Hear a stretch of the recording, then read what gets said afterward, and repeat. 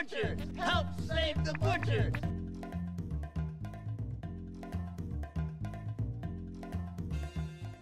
Hi, this is Bob from HelpSaveTheButchers.com, and today I'm going to show you how to slice a whole boneless top sirloin. Top sirloin is cut from the loin, which means as a steak it could be a good grilling steak and a broiling steak, but it also makes a great oven roast, and I'm going to show you how to cut it as roast and steak today.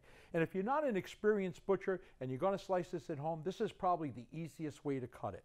There's two ends to the top sirloin. This is the round end and it's the larger end, as you can see. This end here is the loin end, and probably the little bit tenderer end. When I was young and first started cutting meat, this used to be referred to as the shortcut rump steak, the tenderest part. And we'd take that home for my grandmother to eat. So we're going to take the sirloin, we're going to face it in front of you, and the part we're going to cut the roast from is this section here, the solid side. And you can see how the two muscles separate each other with the piece of fat. We're going to use the solid side of this for a roast.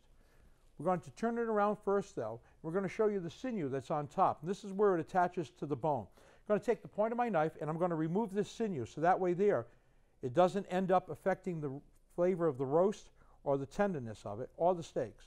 Just stick the point of the knife underneath the sinew, go in both directions, lift it up, also on the side here, okay, and just take that off.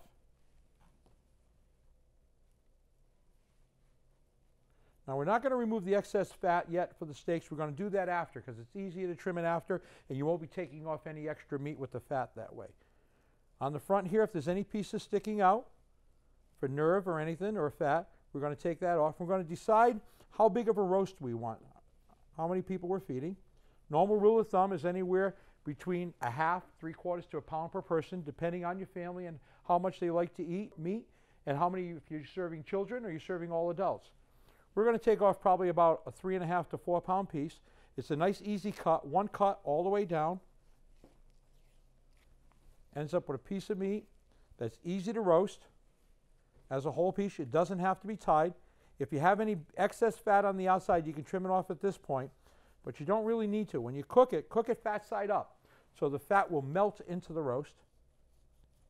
Okay, like that. There's your roast. You're going to cook it like that in a pan. Now we're going to take this, we're going to start slicing the steaks from the round end of the top sirloin. We're going to even it off so we make sure our steaks are even. I recommend these steaks about 1.25 inches to make sure that they don't dry out. I'm going to start cutting them 1.25 inches.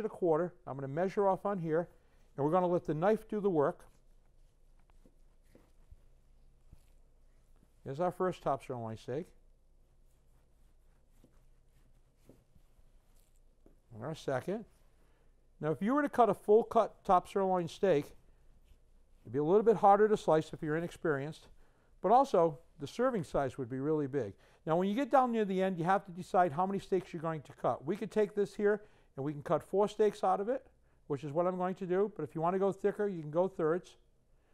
Make a little mark on top of the meat. Make a decision before you slice so you can keep your steaks even.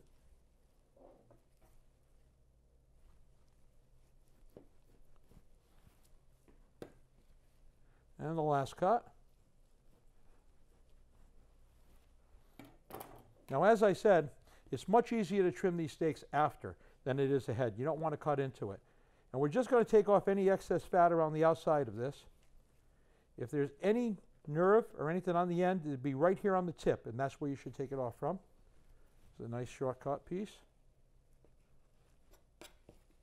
If you want, you can wedge this, and this would be where the nerve is on the end, if there is any. Piece there.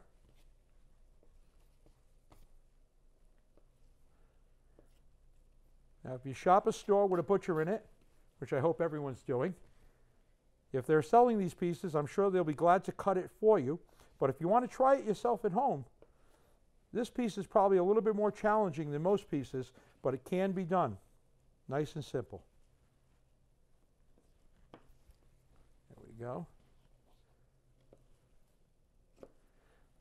There's a value to buying whole primals. Usually the price per pound is cheaper than buying the individual steaks. And today, the primals come through what's called XT, extra trim. That way there's not as much waste on them. There we go. We have 7 boneless sirloin steaks.